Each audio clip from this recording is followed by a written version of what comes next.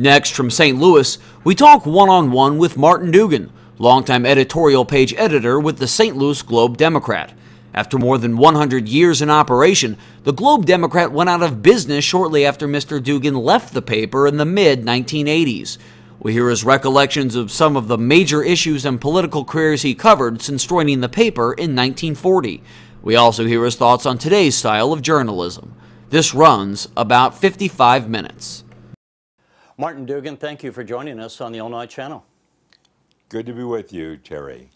You know, you were, many years you were with the St. Louis Globe-Democrat, which went out of business, I don't remember the exact year, was around 1987 or so? I think that's probably correct. That was the final effort. When I say we, I mean the old-timers at the Globe.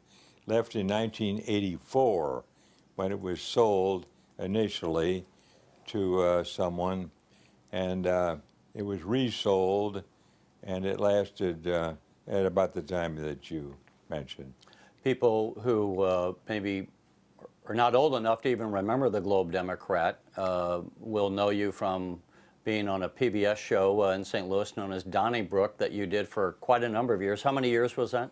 23 years I hosted Donnybrook.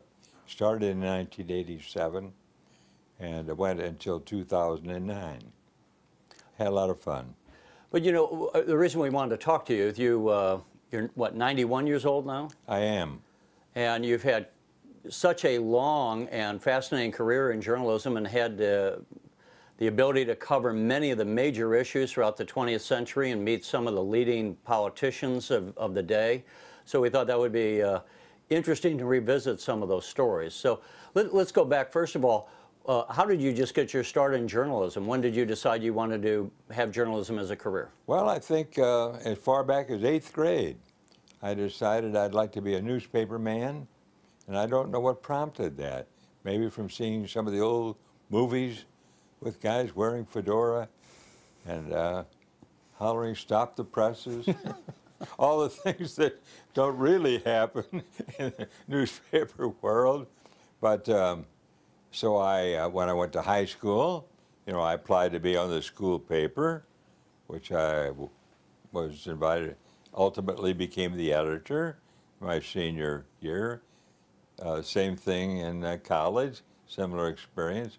I was fortunate enough to get a summertime job on the old Globe-Democrat following my freshman year at St. Mary's University in San Antonio. And I succeeded in going back a second and even a third summer. And by that time, I was ready for the big leagues, and I got a full-time job. And what year did you join the Globe? I actually started this summertime job in 1939. That's a long time ago. You can do the math for me. Well, you know, and too, back in the day, I mean, for those who, again, who might watch this interview don't recall the Globe-Democrat, it was around for over 100 years. I don't remember the exact number. Yeah. And it was the morning paper. Correct. So St. Louis woke up with the Globe-Democrat, and then the Post-Dispatch, which is obviously still in business, would come in the afternoon around 3 or 4 in the afternoon, would be thrown on the lawns, and so you had a morning and an afternoon paper. Right, and there was a rival evening paper too for many of the St. Louis Star-Times, which the Post bought in 1951 and put out of business, of course. Those were happy days when St. Louisans had a choice of newspapers, and there were different political views. All 3 papers were rated very highly by national critics as being quality papers. And it was fun to be competitive. I enjoyed, working against the other papers, trying to be first always, of course.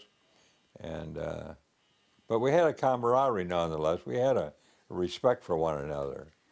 I mean, the people on the different papers. Now, the Globe-Democrat, you're just mentioning the different political standards. The Globe was a conservative paper throughout its history. Correct. And the Post was more of a liberal paper, I would say. I don't know if they would characterize themselves that way, but I think most readers would. And for years, or at least in your latter years with the Globe Democrat, you were the editorial page editor of the Globe Democrat. For my last 12 years. That's correct. But let's go back to the early years. So you started with the Globe in 1939, and of course that was quite the year because World War II broke out. That's right. What are some of the recollections of some of the major stories you were covering in St. Louis at that time? I wasn't covering very many stories, mind you. I was on vacation following my freshman year of college at St. Mary's of Texas in San Antonio. I had a very low-key job that first summer in the Sunday feature department. And when I say low-key, I mean about as you can get. Pasting up syndicated matter, dogs, stamps, gardens, I'm serious about it, and converting them to Globe Democrat style, you understand? Mm-hmm. Typography and headlines and so forth. I did that for 2 summers, but you're quite right. World War II broke out in that first summer, and then of course the whole world began to change. I went back to college, however, and same thing for the next year. I was a senior at the time of Pearl Harbor. Now that changed every college student's life. I think I'm correct in saying that every member of my graduating class served in the military. Just think of that. Of course, there weren't all that many of us. St. Mary's was a small school. But I was fortunate enough to be re-invited to the Globe, you see, for the summertime stints. And in my 3rd summer, I was advanced to the news department, get out of this Sunday features kick. And there I found my niche. My job was to write news headlines and edit stories. And I moved on up through the ranks. I went into service in 1940. May and I were married in 1942, and I joined the Marines that same year. So I was gone for, 2.5 years from the Globe, returned after the war, and then moved on up. I became news editor, associate managing editor, and ultimately editorial page editor. When you were in the Marines, what theater of war were you in? I was in the Chicago theater. Literally, there was a movie house called the Chicago Theater. No, I had an interesting assignment, but I was not in harm's way except for the loop, traffic. I was news editor for what was called the Central Procurement Division of the Marine Corps. That meant recruiting. And we had 16 states in our jurisdiction. And my job was to see to it that the stories written by combat correspondents, these were enlisted Marines, most of them had a newspaper background, who covered the war from the hometown angle. There's a current book out called Underdogs about the Marine Corps, and it features this history quite a bit of these combat correspondents. For instance, let's say an actual example. There was a man named Jim Lucas, was a reporter on the Tulsa Tribune. He became a combat correspondent, became quite renowned for covering the war. These combat correspondents, after special training, would land on the beaches with the troops and carrying a little Swiss typewriter along with their carbine. And when the smoke cleared, they say, "Where are you from?" They say, "St. Louis." "Oh, tell me about yourself." They send these stories back. My job was to see that those stories got used in 16 states. And we had very effective public relations sergeants in all the major recruiting stations, see, in these 16 states. I also dealt with the Chicago press on matters involving Chicago Marines, local hero, that kind of stuff. It was an interesting assignment. And then I returned to the Globe after my discharge, a staff sergeant, incidentally, in this capacity. Now let's go back then before, let's go to the fall of, were you politically aware, would you say, when you got out of college in those early years, 39, 40? Wasn't all that much interested, no. In honesty, I was not. I became a conservative activist, I'd say, possibly because of the war in some measure. And my darling wife, who's far more intelligent than I think influenced me greatly in my political thinking, you know, solid stuff. You know, one thing I wanted to touch on here is that I think it's always fact we can read history, but we forget what people were thinking in that time, especially after we now know the outcome of World War II. But in 1940, people may forget we didn't have a draft until October of 40, after war had already broken out in Europe, and there was such a movement to stay out of the European theater, the European war, that That's the right. draft passed by one vote in Congress that fall. What was the feeling, as you recall, about the war in Europe before we were in it? Well, I put myself in the camp who did not welcome intervention. In fact, May and I became reacquainted by going to a speech at Kiel Auditorium given by a man who was considered an isolationist senator, Senator Burton K. Wheeler of Montana. He was very much against our becoming involved in World War II. So I put myself in that camp. Whether I was right or wrong in having that view, I'm not going to sit in judgment now. And I think that's one thing. It's just fascinating to see the politics of that time that we, again, people forget there were actually some riots on some of the college campuses against the institution of the draft back in 1940. Yeah. I was not part of that thinking. I have an older brother who volunteered to be in the Navy before World War, well, I mean before Pearl Harbor, for instance. And my younger brother served, the three of us were all in the military, willingly, I should say. You know, I volunteered to join the Marines. When I did join, it was all volunteer. They were not covered by the draft. Later on, while I was in boot camp, as a matter of fact, the Marine Corps became subject to selective service. Now, Martin, you were saying that you were against the war and you had been in college. How did the attack at Pearl Harbor change either your opinions and the opinions of other college kids your age at that time?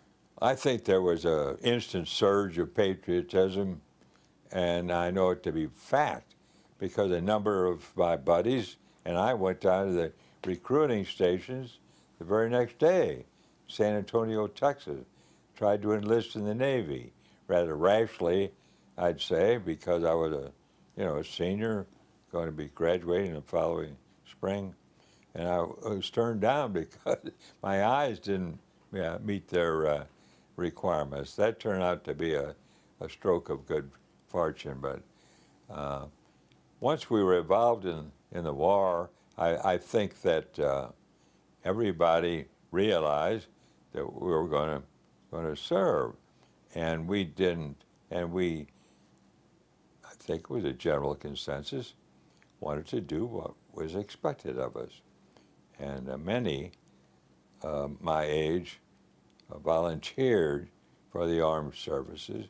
They didn't necessarily wait to be drafted. I mean, clearly we're Americans. We're going to do our thing. When you came back, or when the war ended, and when the war ended and we returned to a peacetime economy, how did your career develop, and what happened, say, the late 40s or 50s, that you moved beyond the startup jobs that you had with the Globe Democrat? Well, I came back to the Globe Democrat at a handsome salary of $60 a week. This was after having served in the Marines for 2.5 years. And that was a decent enough wage in those days.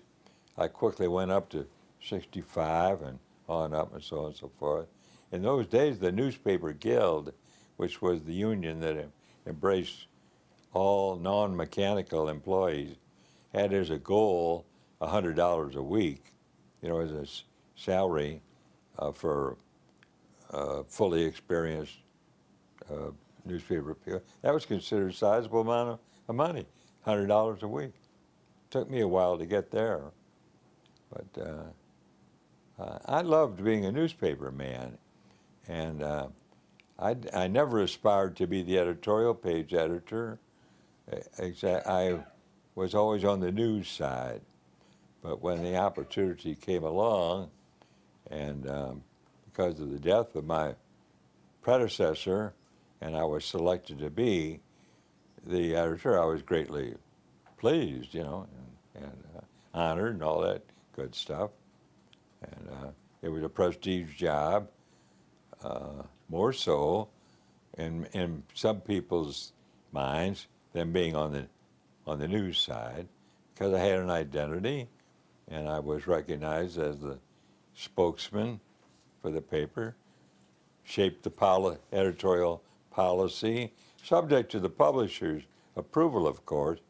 But I'm proud to say that Duncan Bauman, who was the publisher, who appointed me, and we had grown up together on the news side, never second-guessed my judgment, you know, trusted me to do do my thing. Right. When the was the newspaper business fun back in those days? Was it fun? Yeah. Oh, very much so. Yeah. I don't mean it was a Saturday Night Live. No, not funny, but what are some of the, do you recall any of the major stories that jumped out at you back in the 50s? I mean, on one hand, nationally, we had Eisenhower coming in, you had the McCarthy era, at the federal level. Well, we went through all that trauma, of course, of the Eisenhower. Well, Eisenhower didn't have all that trauma. Those were good years. Globe was strongly supportive of Eisenhower. The Nixon years, until he got, you know, his trouble. I had close relationship with Pat Buchanan, who started his career on the Globe Democrat, went to work for Nixon, of course, along the way. Did you hire Buchanan? Did I hire him? No, he was hired by someone higher up than I. I was the news editor at the time he was hired. He was hired for a very low-ranking position in the financial department. I mean, pasting up soybean prices and stuff like, I'm serious, stuff like, you know, very right. low, but it was a job. And he was right out of journalism school in New York, Columbia University. But Pat was a self-starter. I don't say that to put him down. I mean, he was, you know, aggressive. And he began contributing think pieces, we'd call them, to the Sunday feature editor. This was good stuff about politics and policy, because those were Pat's interests. And the publisher, reading his stuff in his own newspaper, said, "Who is Patrick J. Buchanan?" And the Sunday editor said, "Well, he's that kid back in the financial department, pasting up soybeans." Well, he doesn't belong pasting up soybeans. He belongs on the editorial page. See, this is factual now. So, boy, Pat made his leap onto the editorial page, and then Nixon, who had run unsuccessfully for governor of California. Back in '62. That's right, and he had published a book, and the Globe was serializing it. And as a courtesy, Nixon came to visit the publisher of the Globe, Richard Amberg, very dynamic guy, big, you know, really conservative guy. Wonderful person to work for. So Pat got himself invited to a little beer and pretzel party that night at the home of Don Hesse, who was our cartoonist, editorial page, he knew Nixon from Nixon's days as vice president. So Nixon took such a shine to Pat on that occasion that he invited him to come to work for him as his speechwriter. And then that was 2 years before Nixon's election as The president rest is in history. 68. Yeah. So Pat went to work in Mitchell's law firm, New York, and John Mitchell, who later became Attorney General. and also a guest of the federal government in an unpleasant situation. Did you get a chance to meet John Kennedy? No, not exactly. May and I were at a gathering with Kennedy, though very historic. It was in the State Department auditorium. I happened to be in Washington for an editors meeting, and the day that Kennedy learned about the Russian missiles in Cuba, we were in the front row of this State Department auditorium. Kennedy was up on the platform talking to us, and Pierre Salinger, or one of his aides, came running in with what turned out to be the word about these missiles. And this was a Friday afternoon. Kennedy went on the air the following Sunday night to tell the nation about this threat. So I did get to meet a number of the presidents, both before and after they were elected, but I couldn't honestly say that I had the pleasure, of one-on-one with President Kennedy. People that know you from being the editorial page editor of the Globe and perhaps less so, but somewhat on Donnybrook, know you're considered a conservative commentator, and that was your political angle. Were you always throughout your lifetime a conservative? I never thought about it all that much, as a youngster. I said, were you always a Republican? My wife influenced me greatly because she's far more intelligent than I. I say that reverently. And all our kids grew up to be pretty sensible. I think they learned from May. But I thought it was a natural thing, truly, as a Catholic interested in social justice, to be conservative and not to be misled by liberalism, which I consider to be, phony. And what about the conservative ideology? I mean, why do you consider yourself a conservative? Well, I just think it makes common sense. And I don't mean if some people's view of a conservative, I guess, is some crabby old geezer who doesn't want to see anybody else get a fair shake in the world. I mean, that's not conservatism. In my mind, I consider Ronald Reagan the ideal conservative, and he didn't start out as one. So, I mean, values is what I consider to be important, and based on social justice, fairness, all those good things. Those are conservative principles that I subscribe to. And I'm curious. But I never dwell, seriously now, people used to label me as Mr. Conservative. There have been cover stories in magazines written about me, the conservatives hitman, the right guy, and all that kind of stuff. I never considered myself as any apostle of conservatism or anything else, really. Well, when you were the editorial page editor, were you the only person? I mean, did anyone else dictate you, here's the angle of the paper, or did you decide this is the angle we're going to take when writing an opinion? Well, here's the way we worked. The publisher was the authority. When I accepted the job, I said, your politics are no problem with me. If he had about supporting candidates and so forth, I mean, I pledged my allegiance to him on that issue.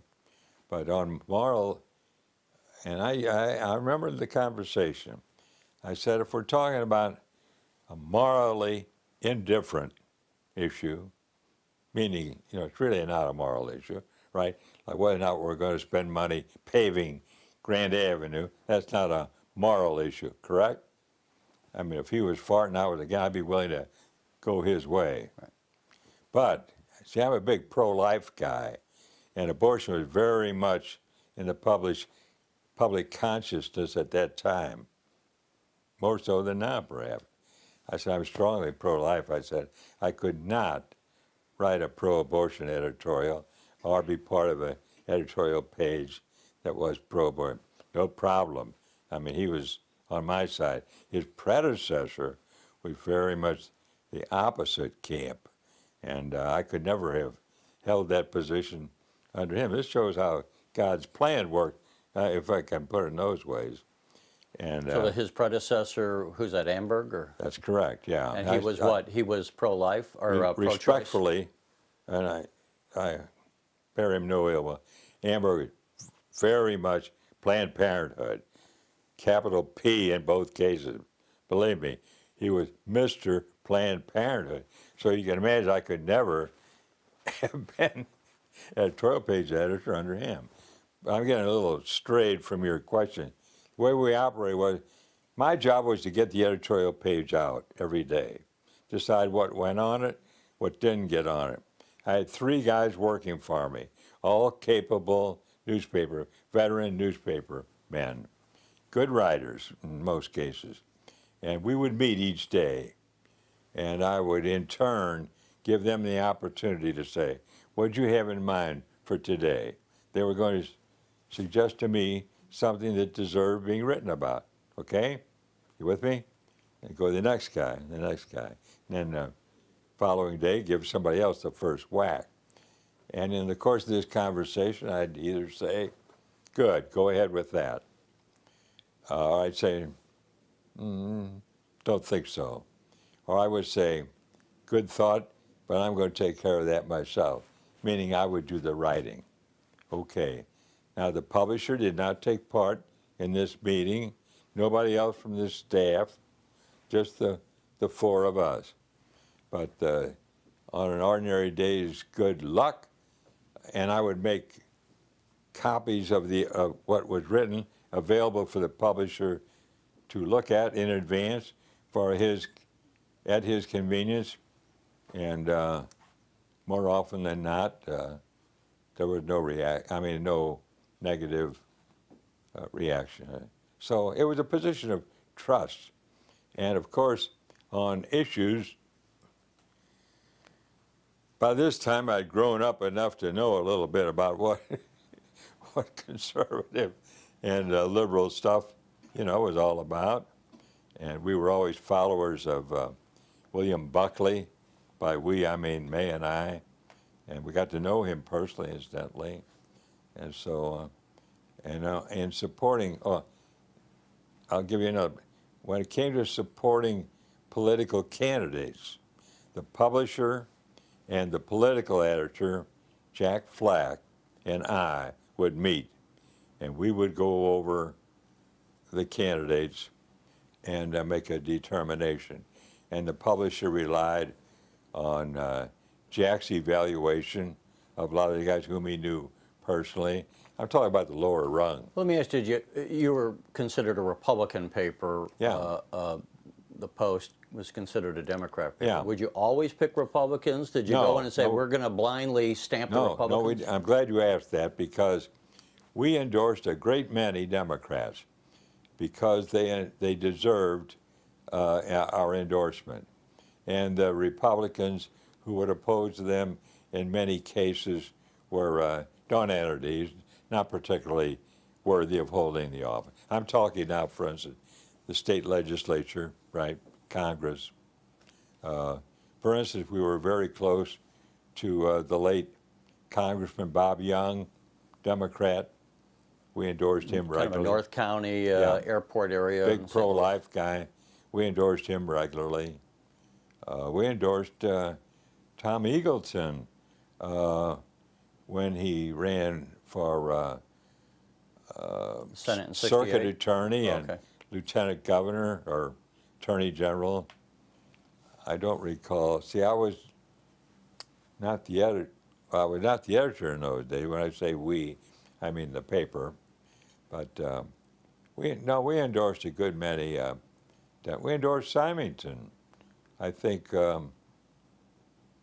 over Jack Danforth. Jack Danforth's first time around. I think so. Because we were very close to Symington. Let me ask you just on a basic level, why does a newspaper have, or did it have, an editorial page? Some people say newspapers shouldn't have an editorial page. They should just keep their opinions themselves so that their news isn't viewed through the prism of an editorial opinion of a paper. Why should a paper have an editorial page? Well, I disagree strongly that a paper should not have an editorial. I mean, I think good reporting is the heart of a newspaper, but a solid editorial page would be the soul of a newspaper, to give a guidance to its readership as to what's good and bad, and what's worth supporting, what's worth being for or against. Now, on the matter of endorsements, that's another matter.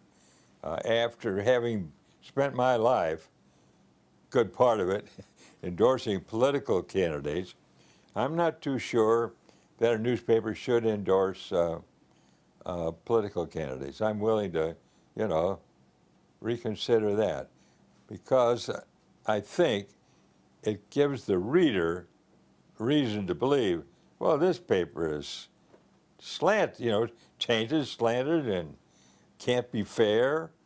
I mean, you understand what I'm saying? Sure. I think that's and what about the candidates themselves? I think that's a reasonable question for readers to ask. Did you ever have someone who was elected that you would endorse their opponent, and maybe they wouldn't do interviews with the paper anymore because they thought they weren't getting a fair shake? No. I had one or two whiners during the process of the election. I remember specifically, I won't mention his name, but a candidate for Congress, a Republican, was a whiner because we endorsed the Democrat who ran successfully against him. I had some interesting experiences with candidates coming in to see me, and I enjoyed most of those experiences. Everybody sought the support of the Globe Democrat because we were an influential paper, and so that's why I'm probably really undecided on the business of endorsements. Since endorsements were so valued by the candidates themselves, I wouldn't want to rule out the idea of doing it. It's just that I question the wisdom of it. We had mentioned earlier that Pat Buchanan, who got his start with the St. Louis Globe Democrat, Right. had worked there, and that he had left to go to work for Richard Nixon. Correct. In 1966, 2 years before Nixon was elected. Did you ever have any experience with Richard Nixon yourself? Did you get to know him? I did, as a matter of fact, and partly through Pat. When Nixon was running for president, and Pat, by this time, as part of his operations, Nixon came to St. Louis on a campaign stop over at Kiel Auditorium. And Don Hesse, our cartoonist, and I went over to listen. And Pat spied us from the campaign bus and said, "Come on backstage, meet Vice President Nixon." So, well, Hesse already knew him, as a matter of fact. I think I said that earlier. Of course, at this point, he was not vice president. He was No, in but he had 68. been. Yeah. Right? Right. Hesse knew him from his days as vice president. Got it? Okay. And this is Nixon running for president now. Okay, so it was a nice event at Kiel Auditorium, but I went backstage, met Nixon, very jovial. Unlike that stiff, scared persona, looked like, who's the guy that had a TV show, and had... Ed Sullivan? Yeah, Ed Sullivan always looked scared to death, and Nixon, you'd think he was Bob Hope, gracious and handshaking and whatnot. So I'll fast forward. After Nixon is president, see? He named me to be chairman of some do-good organization, National Alliance of Businessmen for Minority Employment. This is while I'm at the Globe as associate managing editor. And so I did that. And so they had a reception for people like myself at the White House, and invitation of Nixon himself, and people from major cities like myself, a couple of dozen of us. We met in the White House, and it happened to be the day that Tom Dewey was buried up in New York, and Nixon had gone to the funeral. Well, it was quite dramatic to see the presidential helicopter come down, land. We were all looking out, you know, saw the president get out and the Marines giving the old salute and whatnot. And then we met in the East Room, a reception line, and the drill was that a naval aide would stand to the side of the president, and as you approach, you'd whisper to this gentleman your name so he could tell the president, right? Martin Duggan, St. Louis Globe Democrat. Boy, Nixon, give me a big handshake. You know, how are you? Martin, you know, act as if I were his best friend. How are you? Are you coming to Pat's wedding? Pat Buchanan was going to be married the following weekend. Nixon gave the bride away, I think. And, well, I mumbled, you know, how do you say, haven't been invited? You don't, right? You know, I gave him some kind of a non-answer. But what I'm trying to convey is that as a personality, gracious host, he was so unlike the scared, frozen image that so many people have of him. And I thought he was a fine man, really. I think Watergate was a tragedy, but I was very much a Nixon supporter. Looking back at some of the editorials you've written, the positions you've taken over the years, now with the passage of time, are there any that you thought, you know, I was wrong on that? Wrong? Well, yes. I think I probably was a little too harsh on some political figures, and but I remember one in particular. I referred to some woman who held an administrative post, regulatory, as a common scold, which I thought was a pretty good phrase. Dig that out of old time. But now that I look back upon it, shouldn't have gone in for any name calling at any time. On issues, I can't recall anything in particular that I would reverse myself on. I thought we were on the right side correctly on all the big things, seriously. And it, you know, it took some, I thought, reasonable judgment at the time. I never, as I say, aspired to hold this position in the sense of being a policymaker. I was always news-oriented. My idea of a great day was to put out a newspaper with some exciting news that hadn't happened yet by the time I left for work. And that's the job I enjoyed most, really, deciding what went on page one and that kind of stuff.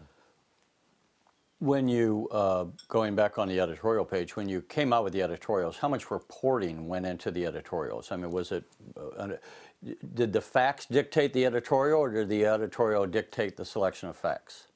Oh, well, it depended on the issue, of course.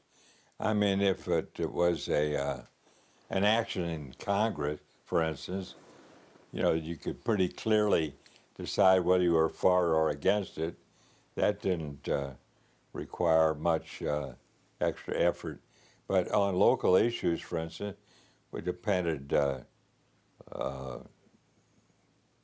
almost totally on the facts of the story, and I would talk to the reporters involved if it was a controversial issue.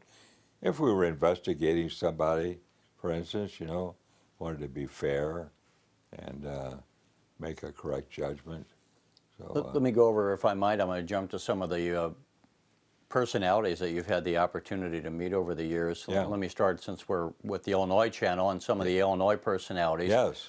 What about Chuck Percy? He came up in the mid-'60s, was elected to the Senate in '66. Did you know Chuck Percy? Got to know him quite well, and he was infuriated at an editorial that I wrote. Came in to see me to complain about it.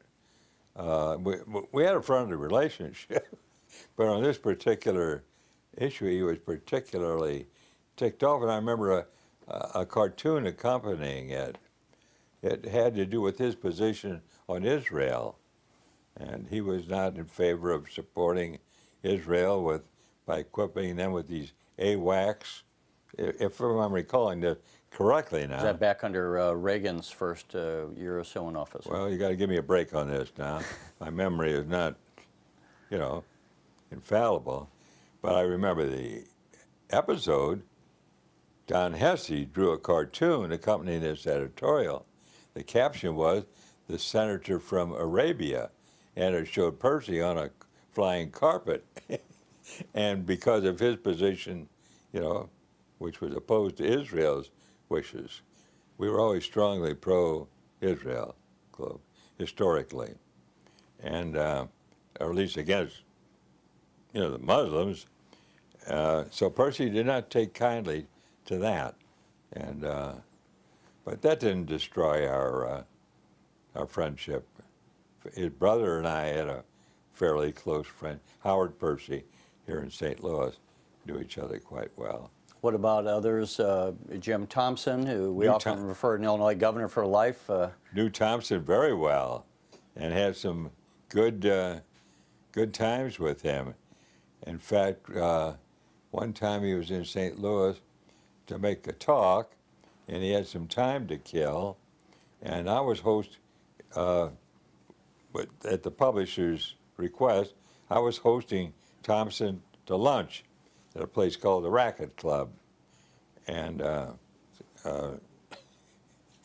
the risk of exposing Jim Thompson's habits, he had a nice lunch, and so I said, well, I'd like to rest before you do your thing this evening, because they had facilities, and yeah, I sure would like to. So he had state troopers with him, so we invited Governor Thompson to take a nap before doing the rest of his program that day.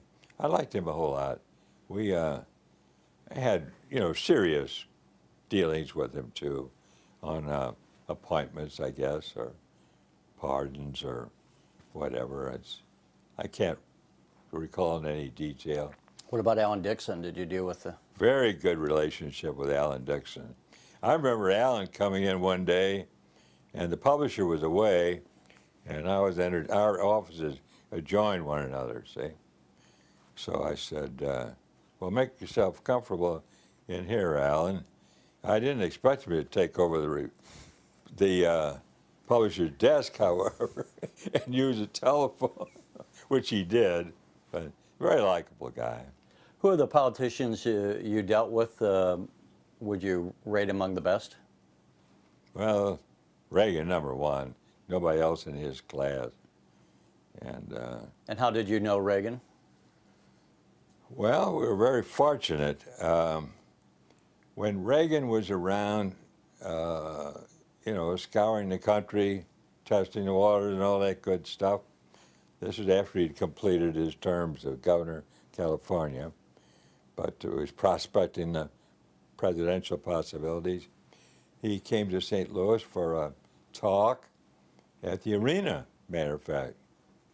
Filled the place, And May and I were invited to a private dinner party for Reagan that night by a close friend, the late Larry Meisel, wonderful Republican activist. And on that occasion, Reagan had the pleasure of being with May and had her picture taken, sent her a note saying what a delightful dinner companion she was and all that good stuff. And then the Globe Democrat, with me being the editorial page editor, supported Reagan in his effort to unseat Ford in '76, see, '67. And our daughter was a youth delegate to the convention, all that, had her picture taken with Reagan, all that good stuff. So we always had an admiration for him, you see.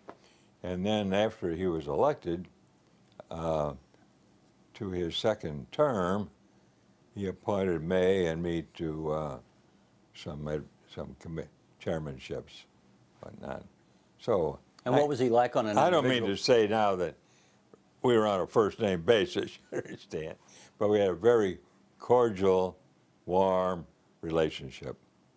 On the occasions that you did have a chance to be with him one-on-one, what kind of how would you describe him as an individual? Well, magnetic, really. I mean, just women would just go crazy for him naturally because of his personality, and men found him very, you know, much our kind of guy. This person you'd really want to claim as a friend. I never met his equal,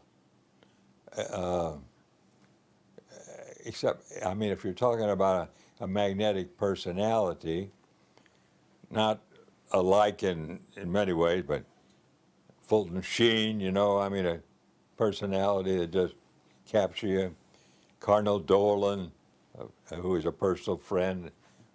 So, you know, certain people just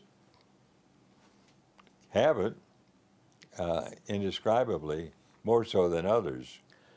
We started talking about the Globe Democrat and how it went out of business. Many communities used to be, as we said, 2 or 3 newspaper communities.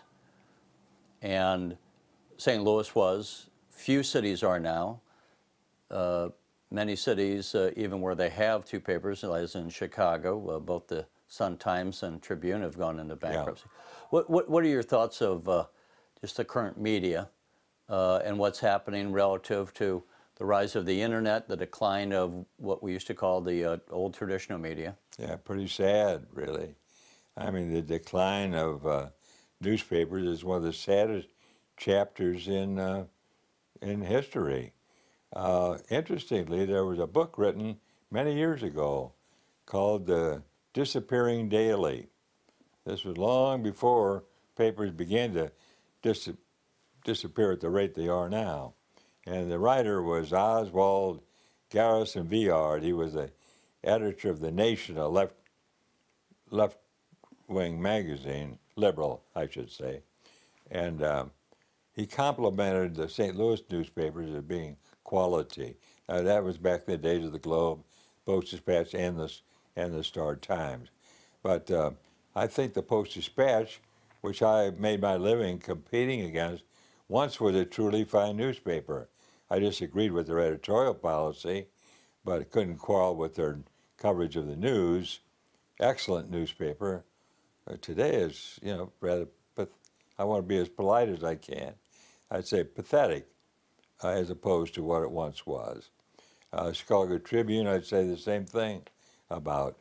When I was in the Marine Corps, one of my jobs was dealing with the Tribune, and in those days, Chicago Daily News, the Times, the Sun, you know, Chicago had 5 daily newspapers back in those days, all quality. And I just deplore the lack of thought that goes into so much of this stuff on the internet, and the opportunity for totally unqualified people to express opinions and even scurrilous comments about people, and totally irresponsible for some of the comments that appear in relation to news events and so forth. I just don't go for that. Before we close out, just tell us, where do you get your news today? Do you subscribe to any papers, or how do you get your news? Rely daily and mainly on the Wall Street Journal. I formerly got the New York Times every day, but I became so disgusted with its editorial policy that it's unwelcome in my home any longer. And I rely on going to the internet daily to look at a digest of what's available, and then going to the source. I want to give full credit to the convenience of the internet as a resource for going to that which is quality, and of course there is an awful lot of quality stuff still available. But the Wall Street Journal I consider to be good and solid, and well, indispensable to both May and me for helping keep us up to date. What would you say to any young person thinking of entering a career in journalism today? I would say, ask your journalism professor, what am I doing here? What are you doing here? What future is there for me in journalism? I'm not joking now. I mean, that's a question, it seems to me, that needs answering. If students are going to journalism school hoping to get a job on a newspaper, why aren't they down at the blacksmiths asking for a job shoeing horses? Would make as much sense. I had a young man in here the other day just talking to me. I wanted to encourage him. He's with ProPublica. Are you familiar with that? ProPublica is a privately endowed news organization, not a publication now, but they do investigative reporting. It's worthwhile, quality. They won 2 Pulitzer Prizes, even though they're not a print publication. That's extraordinary in itself. But sadly, there are not too many opportunities for people in print journalism. Newsweek magazine, once, a fixture, gone. And as we tape this, they came out with their last print edition. That's correct, as we speak. Some of the best people I worked with went on to work with Newsweek. Peter Goldman, for instance, a Globe rewrite man, wrote more cover stories for Newsweek than anyone else in their history, and all of them quality. Proud to say he was a Globe Democrat alumnus. The Globe turned out an awful lot of good people. Marshall Loeb became editor of Fortune magazine. Burton Rouchet, star writer with New York magazine. Any number of them went on to, what you might say, greater prominence than if they'd stayed in St. Louis. I love being on the Globe. Well, that's a good place. Maybe we could call today. But Martin Duggan, we thank you for taking the time to share your recollections and insights on the Illinois Channel. I appreciate this opportunity, Terry, very much. Thank you. You're watching the Illinois Channel, an independent nonprofit corporation formed to provide gavel-to-gavel coverage of Illinois state government and other public affairs events taking place across Illinois.